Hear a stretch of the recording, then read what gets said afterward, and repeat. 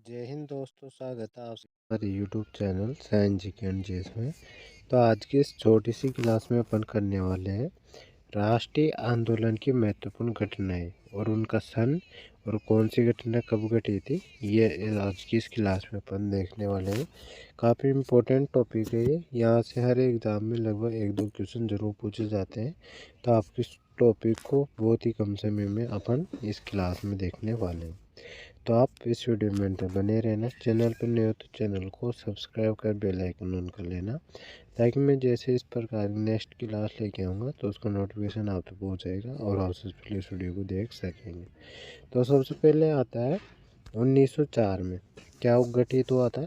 तो भारतीय विश्वविद्यालय अधिनियम पारित किया गया था सन 1904 में। सेकंड घटना आती है 1905 में। बंगाल का विभाजन की बात करते हुए काफ़ी रिपीटेड होने वाला क्वेश्चन है। तो बंगाल का विभाजन कब हुआ था? सन 1905 में हुआ था।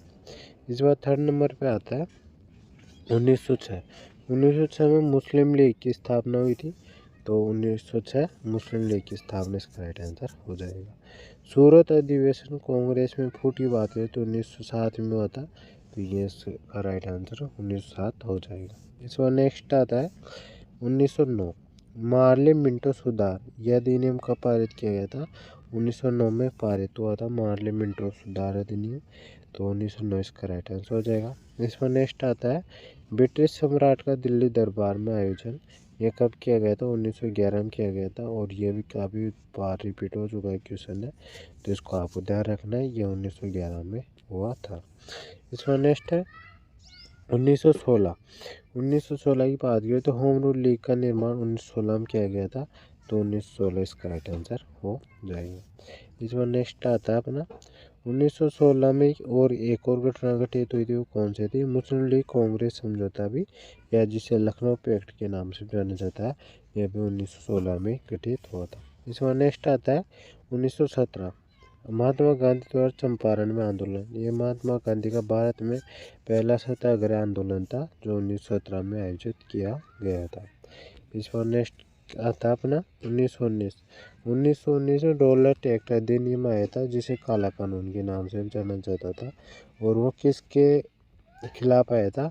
तो ये जलियांवाला बाग हत्याकांड, जो हत्याकांड हुआ था उसके मतलब वो इसी रोलेट एक्ट अधिनियम के तहत ही है। 1919 में ये जलियांवाला बाग हत्याकांड भी हुआ था। मतलब इसी का जो विरोध करने के लिए सभा गठित की गई थी, जो शांतिपूर्ण ढंग से सभा की जा रही थी, उन्हीं पर रोलेट एक्ट अधिनियम के तहत गोलीबारी किया गया था। तो ये भी आपको ध्यान रखना है।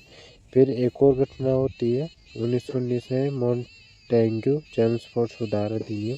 ये भी 1919 में आता है। तो ये भी आपको ध्यान रखना है। जो नेक्स्ट क्वेश्चन नेक्स्ट आता है अपना 1920। 1920 में खिलाफत आंदोलन शुरू किया गया था महात्मा गांधी के द्वारा ही। तो खिलाफत आंदोलन 1920 से हो जाएगा। इस बात 1920 में असहयोग आंदोलन शुरू किया गया था। तो ये भी आपको ध्यान रखना है।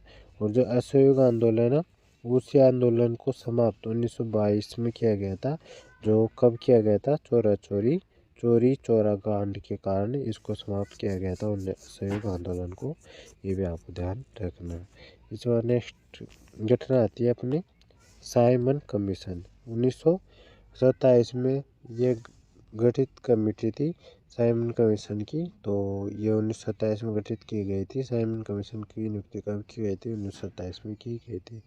और साइमन कमीशन का भारत आगमन की बात करते हैं तो 1928 में इसका भारत में आगमन हुआ था। ये भी आपको ध्यान रखना है। इसमें नेक्स्ट आता है 1929। 1929 भगत सिंह द्वारा केंद्रीय असेंबली पर बम फेंका गया था। तो ये घटना भी आपको ध्यान रखना है, ये 1929 में हुई थी। इस बात आता है 1929 में ही कांग्रेस द्वारा पूर्ण स्वतंत्रता की मांग पहली बार की गई थी। कब की गई थी? सन 1929 में। इस बार नेक्स्ट अपना 1930 में इसमें सविनय अवज्ञा आंदोलन की शुरुआत की गई थी महात्मा गांधी जी के द्वारा ही। तो जिसमें नमक कानून का विरोध किया गया था और इसमें दांडी यात्रा भी की गई थी 78 दिन की। तो ये भी आपको ध्यान रखना है। कितने 72 प्रतिनिधियों के साथ महात्मा गांधी के द्वारा। इस बार नेक्स्ट आता है अपना 1930 में प्रथम गोलमेज सम्मेलन भी हुआ था, तो ये भी आपको ध्यान रखना है। द्वितीय गोलमेज सम्मेलन बात हुई थी 1931 में हुआ था, और तृतीय गोलमेज सम्मेलन ये लगातार तीनों गोलमेज सम्मेलन लगातार हुए थे। प्रथम 1930 में, द्वितीय 1931 में, तृतीय 1932 में हुआ था। तो ये तीनों गोलमेज सम्मेलनों का भी आपको ध्यान रखना है। इसमें नेक्स्ट आता है 1932 में ही सांप्रदायिक निर्वाचन प्रणाली की घोषणा की गई थी। फिर 1932 में पूना पैक्ट आयोजित किया गया था। फिर 1942 आता है, इसके बाद भारत छोड़ो आंदोलन।